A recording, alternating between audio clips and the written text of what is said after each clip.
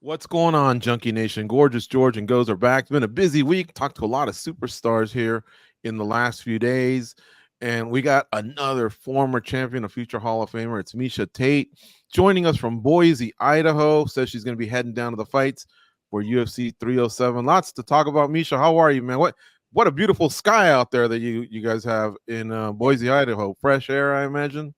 Yes, it's gorgeous. It's perfect weather here. I don't know what happened in Vegas. It got a little hot again, so I had to get the heck out of Dodge. Boise is perfect right now.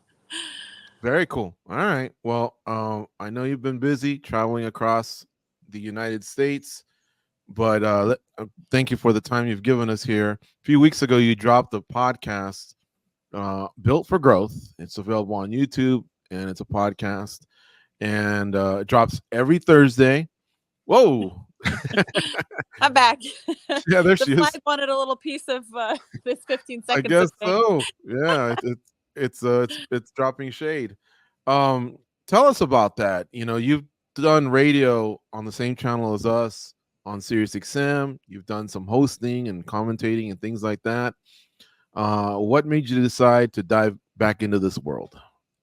Well, I thought the podcast would be a great next step for me. I think that, I've been motivated to help people achieve their goals, like make the change that they need in their life, that behavior change. So I went to Precision Nutrition and I got a certification as a change psychology certification and a behavior change coach. So I thought, what the hell, I better start putting this to use, and I thought the podcast would be a great place to start that. So, Built for Growth, I originally thought, maybe I'll call it Built for Impact. And then it just came to me that it's like, although I've had a lot of impact in my life and I feel like I've been impacted by a lot of things that have happened, it's all about the growth.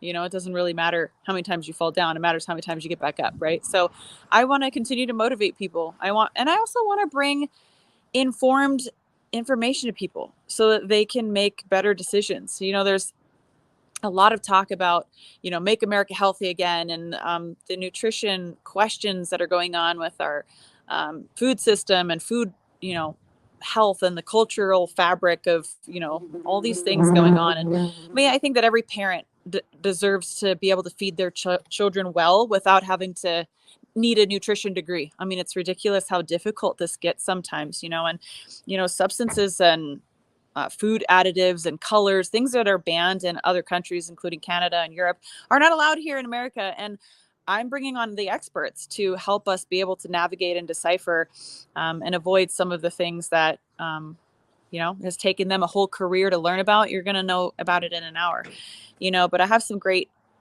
phenomenal guests on that are coming up, and I have a contest giveaway going on. So you guys, there's some like a vintage shirt. You guys, I found this back in my shed and I was like, what am I going to do with this box of shirts?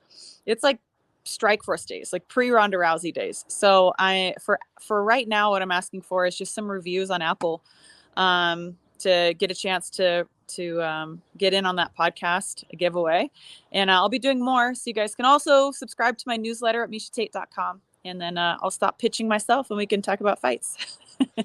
Very cool. Yeah. And if you go the YouTube route, look for her at Miesha Tate, subscribe, hit the like button on every video. If you guys only understood how much it helps every single person that's on that type of platform, it's worth $1 million. And it's great that Miesha's stepping up and giving some stuff away from the Strikeforce days, where she was also a champ there, not just a UFC bantamweight champ. She was a Strikeforce bantamweight champ. And Miesha, so your target audience, I was looking at your, what do we call it? I guess the bio, what your show's about on YouTube. And you basically are talking a little bit as an athlete, as a mom. But what is your target audience? Is it everyone, or is it people that have similar stories to you? I think it's anybody who wants to accomplish goals and get better in life. If you have a growth mindset, then you will fit in just fine. If you enjoy good, candid conversations with very smart people a lot smarter than me, I have some great guests coming up. I'll give you a little sneak preview. We've got a little Tim Kennedy. We've got a little Nick Freitas. We've got a little Matt Boudreau. These actually guests haven't been announced yet, so I don't know. Hopefully my team doesn't get mad at me for telling you guys, but you know, I mean, we're breaking myths. You know, things like icing, right? Icing doesn't work. It's not a good thing to do. And I'm not talking about ice baths. I'm talking about icing locally. Had a really talented expert talking about that on the podcast. But I mean, a lot of it's mentality. A lot of it is how we take those steps to get better and navigate in this world that we live in. So, I mean, I think anybody who wants to get better at life, I'd love to grow my female audience, but I love my guys too. You know, I mean, the podcast that's coming out this week in a couple days, actually we go every Thursday. The guest will be Nick Freitas. He's a former Green Beret, an Army, Army combatant.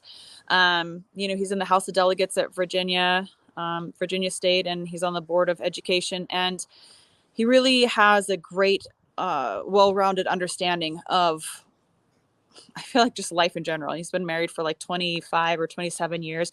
So, you know, what was really interesting to me about that, though, you know, we hear a lot about, you know, masculinity is getting a bad rap lately. And I just don't condone that. I think masculinity is so important for our future. And I love the men in my life so much that I really enjoy talking to strong men on this podcast, and for us to know what we need to do to support masculinity, because we support femininity, and I love that. You know, I love supporting women too, but I don't want to forget about the backbone of our culture and our society. And I really think that is the men in our lives. And so we talk about that in that podcast. You know, what do men need in order to thrive? What does a man need in a relationship? What does he need from his wife? What does he need from his, you know, his girlfriend, his fiance, whatever? What do men need in order to be the best version? Because I think when we are, you know, supporting men and men are supporting us, then man, we're all winning. So these are the kinds of conversations that I want to continue to have. And I think it was really eye-opening for me. I know that I came home and gave Johnny a hug and said, hey, thank you for everything that you do for our family. Because I guess that's what men need to hear. That's part of it anyways. I won't give away too much, but you know, these kinds of conversations are important to be had. And I want to support men. I want to support women. I want to support everybody, supporting everybody collaboratively. Because I think, you know, there's a balance to everything that we do. And we can't forget about one and can't forget about the other. Miesha, let me ask you a question about icing. I'm curious. Are you talking about like if I twist my ankle playing basketball and I come home and put ice, you're saying that there's new studies that say that's not effective? Because that's, you know, obviously we're having a conversation in here. But geez, it's something I've heard for many years. And when I watch professional sports, that's what the athletes are doing. So I would imagine there's a lot of high knowledge and education when it comes to that. So is this just someone's observation, or is this backed by like tons of studies? Or Absolutely. And it's crazy to me that icing is still so prominent. It's just like something that caught on and became part of our cultural fabric, and nobody really stopped to question it until they stopped to question it.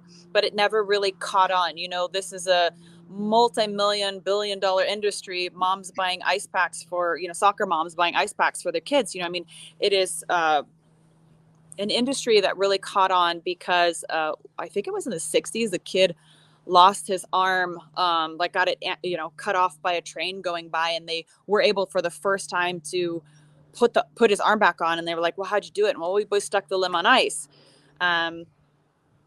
The limb was detached from the body. So that is an instance when ice might be a good idea. But if you twist your ankle, like you said, that is one of the worst things that you can do, because for one, it doesn't reduce inflammation. It slows the healing process. You know, inflammation is our healing process. Why would you want to slow it down? Basically, you're just vasoconstricting everything, which means that nothing's getting in, nothing's getting out. And potentially, if you ice for too long, you could cause more damage. And here's the kicker. There still to this day is absolutely no protocol for icing, because your body is different than my body. So how long are you supposed to ice? How cold are you supposed to get the injury? How long is too long? And, you know, what about body fat differences? What about body mass differences? What about area differences? There is still absolutely no protocol for icing, because they don't exactly know how it works. They think, well, it kind of works. It doesn't work at all. Like, it just slows the healing process down. So the moment, if you stick ice on something before it has begun swelling, let's say you break your ankle, it's good for pain management if you need that, but it doesn't help you heal. You put ice on it, you delay the inflammation process. The moment you take the ice off, the inflammation continues. You didn't stop it, reverse it, control it, help it. All you did was slow the natural healing process down. So what would you actually need to do? Activate the passive lymphatic system. That is how you get inflammation and waste out. That's like the waste removal system of the body.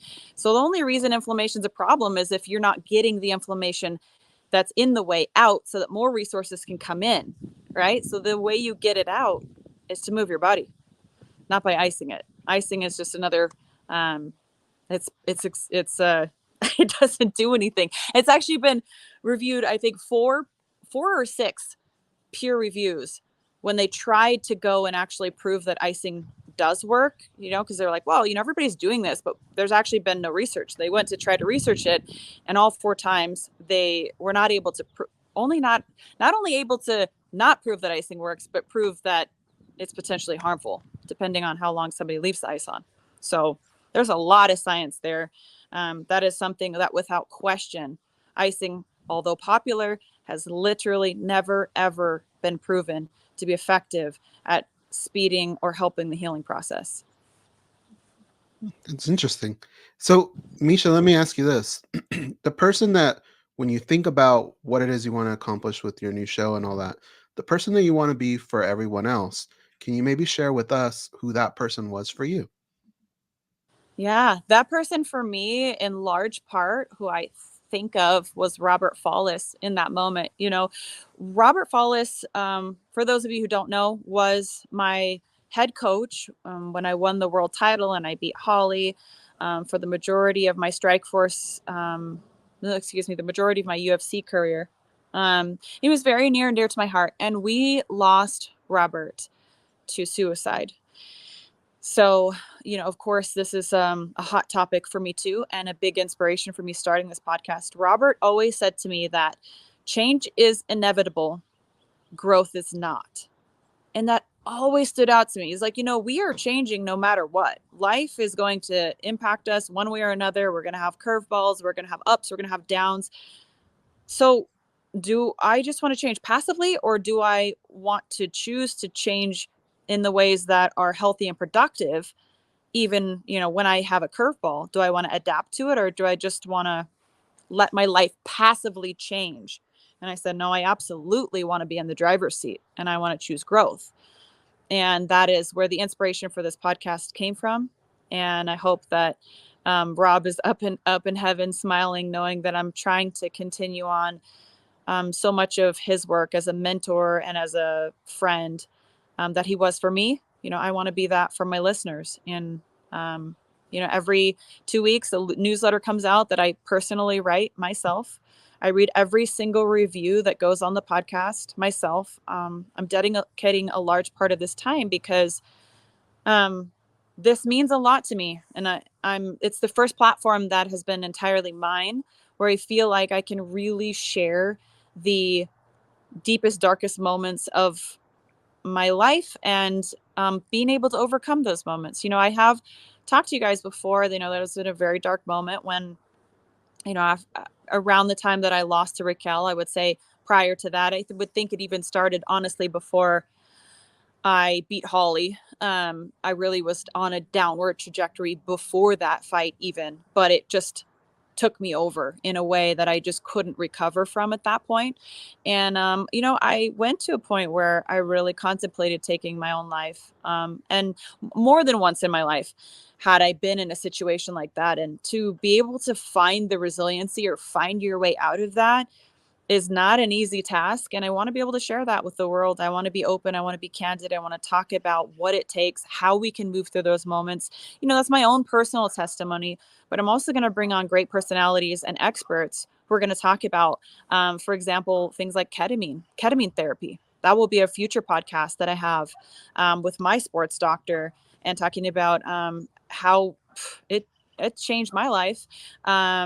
And I know that it has worked wonders for a lot of veterans that also struggle with PTSD, and athletes, and just people who have had trauma that either maybe you don't know that you have, or that you just haven't let go. If you are good at moving through life, with all the hardships, chances are you're compartmentalizing a lot and you're carrying around a lot of stuff with you that you don't need to carry around.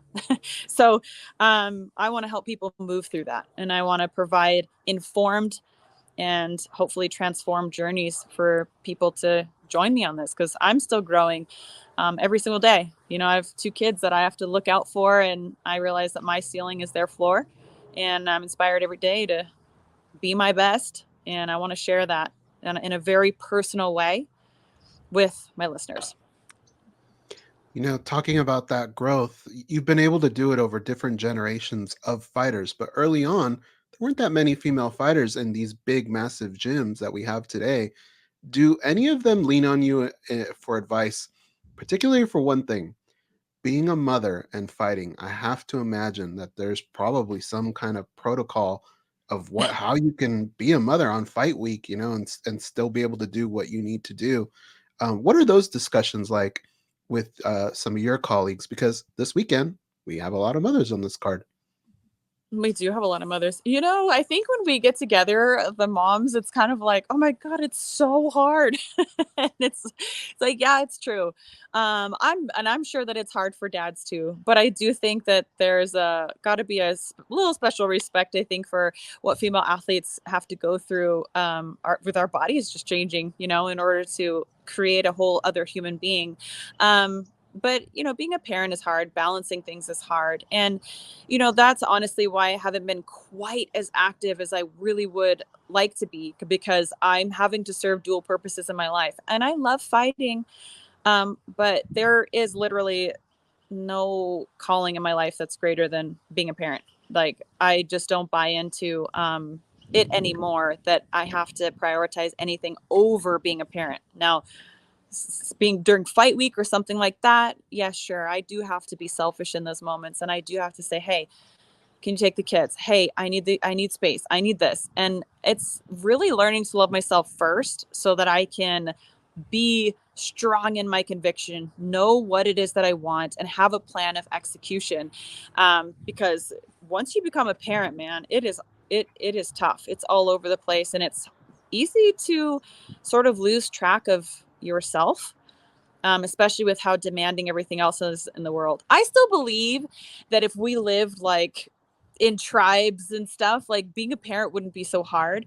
But the fact that we have to make money and live by the dollar, it can be stressful to try to pursue everything and, you know, quote unquote, feed your family and stuff like that. So yeah, I mean, we kind of, when the ladies and I get together, it's kind of just like a great opportunity to be like, I know it's really challenging. And I just say, hey, you got to remember, like, there are time and place for you to be. It's okay for you to be selfish. Even as a mom, it's okay for you to be selfish, time and place, as long as you still make time for your kids at the end of the day. And, you know, they have that time where it's dedicated. I think my number one piece of advice for anybody, and this isn't just moms on this fight card or mother athletes, it's literally everybody who's a parent, is I don't care if it's just 10 minutes of the day, but make that 10 minutes very dedicated and specific for your children. Don't try to do different things at the same time. Like, just 10 minutes, go for a walk, do whatever, give them that dedicated time, because that is really worth 1,000 minutes of, semi preoccupied time. So that's my biggest takeaway, is just making sure, and I do that for my kids, even on fight day. I will always see my children for at least 10 minutes, and I'll give them dedicated time. And then the rest is like, hey, okay, this majority of this day has got to be about mom. But I have a job to do. And they're starting to understand that, it's pretty cool. 6 and 4, they like to cheer for me now. That's awesome. When I first came back, they were so little, they really didn't understand what was going on. Miesha, so let's talk a little bit about that card with these said moms we mentioned. 2 of them, 2 fights, are happening in your weight class, and really, really high significance. We have the actual champion, undisputed champion, Raquel Pennington, fighting Julianna Peña. And this has got you written all over it, because you've shared time with Pennington. You know what it's like to be an undisputed champ, defending a title. And then you coached both of them, if I'm not mistaken, on your season of The Ultimate Fighter. And then on top of that, you and Julianna have a relationship as friends going back to the state of Washington. So I'm sure you're going to be mixed emotions, but what do you expect to see on Saturday night from both ladies? Well, yes, you are correct. I was coaching with Julianna and Raquel. Both were on my team, which is so interesting. So, they've trained together before, and they're both so tough and talented in their own ways. I'll start with Julie because as one of my first female training partners, she was one of the first in Washington State. She came from Spokane. I was in Tacoma. We cross-trained together. She's always been somebody who pushed me to be my best. Julie doesn't really have much of a like a gear change. Training with her in a training room is very comparable to being in a full-on fight. So she's just somebody who really only knows how to go at her best. And she doesn't really accept anything less than that. So that means you've always got to be at your best. And I will say that I think Julianna's striking is extremely underrated. I think her striking is actually very effective. People just don't understand it. It's kind of like, who was I going to say? The guy who just beat Strickland. What was his name? I'm drawing a blank. Dricus Plessis? There we go. Yeah, so I think a lot of people look at him and they don't really respect his striking either. But that's because I draw some similarities there in their striking. That Julie, when she hits you, it's not a snapping punch. It's like a joust. So, you see those guys that run each other on the horses, the jousting sticks. Imagine getting hit by one of those. People don't realize how hard she hits until they get hit by them. We saw that happen when she took out Amanda. So her boxing might not be traditional, but that's also a benefit because I would argue that Ronda's style wasn't quote unquote traditional for women's MMA. And it was extremely hard to prepare for her. She was so ahead of her time that it was like, I couldn't find anybody to really mimic that. And I think kind of similarly with people who don't really understand the skill set that goes into Julie's style of training, they're probably going to come at Raquel and be like, oh, wild and crazy. That's not like, Julie's not just wild and crazy. She actually has a different way of striking and a different angle that she comes with, and she hits so much harder than people realize, and because of that she also is an expert at closing distance. I think if she's not still ranked there, she was number one for least amount of damage absorbed. If that doesn't tell you something about the skill that goes into Julie's striking, then I think that you're just somebody who will look at it, not really know what you're talking about, and be like, oh, she sucks. I hear that and I'm just like, you guys are crazy. You've never trained with her. She's extremely effective because she's so unorthodox that nobody can wrap their head around how good it actually is. And she almost never gets hit, almost never. And she's also really good at closing distance. And obviously she has great body locks. And obviously when she gets on top, she's hell to deal with. So then we move over to Raquel, who is such a clean, beautiful striker. And she's very precise and her defense is so good. I actually liken her style to Valentina Shevchenko. If you think about it, stylistically, they're pretty similar.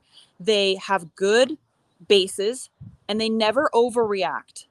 Valentina Shevchenko never overextends. Raquel never overextends. They're both primarily counter strikers, so they look for somebody to make a mistake. They're great at parrying punches. They have great head movement, very technical boxing. Raquel now is developing a great calf kick, so they're similar in that aspect. So I think what this really comes down to is the will and determination, whoever really, really wants this. And then if this goes to the judges, which I could see it being, one of those fights that goes the distance, just because both of them are, Raquel is extremely difficult to finish. And Julianna, she's put such a pace on. Sometimes she leaves herself a little bit open for certain things, but that's because she's constantly going for the kill, which also means you better mind your P's and Q's because she's coming to take your head off. So I don't think it's a negative thing. It always makes her fun to watch. But what are the judges going to like? Will they like that clean, crisp striking, or are they going to like, the wild, take the fight to them kind of personality that Julie brings to the octagon? And then one other thing is, I bet we see Raquel shooting doubles. I bet, because I think she would be wise to realize that if Julie gets on top first, anybody's in trouble under Julie. I honestly think that if she gets a good position, she's going to suck the life out of you there. And I wouldn't be surprised if Raquel, as she's becoming more aggressive and more well-rounded, is going to try to get on top first so that she doesn't have to deal with the onslaught of Julie. That's what I think her mentality would be. But man, I think this is a really close fight, and I'm really looking forward to watching it. I'm so curious to see how these ladies have put a game plan together and how they're going to potentially execute that, because that's important too. A lot of that comes down to their coaching and, their willingness to put in what it takes to win a fight and not get carried away. That's a great breakdown. And we also have Kayla Harrison and Ketlin Vieira in the featured bout. And this is interesting because Harrison, former champ, in another league, she's come over with a lot of buzz as a free agent, and then she won her first fight. I thought she had an incredible debut. And I guess unofficially, she's kind of like the backup, where she made herself the backup, or she's the official backup. I don't know. But she says she's going to weigh 135 pounds just in case, not wishing any ill will towards the other two, but just in case. And Ketlin Vieira has been a staple in this division for a long time, gotten close to a title shot, but never fought for a title. Can you tell us what do you think happens there? That's a really fun one. So Ketlin's been known a little bit for her judo. You've seen her throws and things like that. So Right. With that being said, I would not say it's on the level of Kayla. However, in an MMA fight, sometimes if you have a good basic understanding and you know how to fight, it's enough to neutralize. So I would not say that my wrestling is on the skill level of Sarah McMahon, but yet I beat her in wrestling. I beat her in a fight. Wrestling inside of MMA, because I know enough about fighting to neutralize the things that would work for her and use those against her. So I could see a case where Ketlin is really long. She's faster than she seems. She has a little bit of a different tempo. Watching her, you kind of think maybe she'd be a little slow. I kind of thought that when I was fighting her, like, oh, she's not one of the faster, but she's faster than she seems when you're in there with her. Or maybe it's just like the timing of it. I don't know. But I remember when I fought her, I was kind of like, oh, this is different and weird, than it was when I fought her. So, yeah, with that being said, sorry, my son was like, Mom, I'm like, not right now. And we'll see, Kayla continues to, I think, exceed expectations. And I mean that with all due respect, because a lot of people thought that she wasn't going to be able to come in. And I personally thought Holly would do a lot better in that fight. I picked Holly in that fight because I thought, look, if she uses her lateral movement and her range, and she's at her best, I think stylistically she had a good style to give Kayla problems. I don't think Holly showed up in that fight at all. And I also think Kayla showed up in the biggest and best way she possibly could have, which is her job. And she did it in an awesome way. So the problem I see in this fight potentially is just how long Ketlin is. She's really long. And I still think that Kayla has to get used to getting hit. She has to get used to moving through strikes. And I don't think that is her strongest attribute yet. So we're going to see if Ketlin can do what she does best, if she can nullify, or if Kayla's going to continue to just shock the world and stay on her eyes on the prize, which ultimately is the title fight. So I'm excited for this one. I can't necessarily pick one in either fight. And I feel like, it would be, I don't know. I definitely can't pick in the main event. And I don't want to pick against Kayla either. I mean, I feel like she's always surprising me. So I'm like, we'll see what happens in the fight, but I'm looking forward to both of them. I mean, there's potential for me to be in the mix, hopefully sooner than later, with any one of these ladies. The breakdowns were excellent. We've tied up half an hour of your time, so apologies for going a little long. And I know your son wants to get to his mommy, but please at least tell us, when do you think you'll fight? 2024, 2025? It's probably going to be starting a training camp around the first of the year. So Okay. Launching this podcast and my website has been such a dream come true, but it's taken a lot of focus and a lot of energy. So I appreciate you guys coming along the journey with me. I'm not done fighting yet. I'm going to get back in there and, continue to do what I did in my last fight, which was 2 10-8 rounds and a finish when I was a betting underdog. So I promise you haven't seen the best of me yet. I'm continuing to evolve in every single way. And I think the best way is mentally and emotionally. I'm not focused on just winning anymore. I'm focused on giving my best. And I think when I give my best, you're going to see a lot more of what you saw in my last fight. So, if you guys want to follow more, then, go to my website, sign up for the newsletter, MieshaTate.com, and you can watch the podcast, Spotify, YouTube, Apple, I don't know, wherever you listen to a podcast, I'm sure it's there. So I appreciate it. Thanks, guys. No problem. And good luck with all that on that journey, the YouTube channel, everything. I think you're going to put out a lot of great content because you definitely lived a very interesting life with lots of successes. So we wish you the best of luck, and thanks for your time here on today's MMA Junkie Radio show. Love it. Thanks, guys.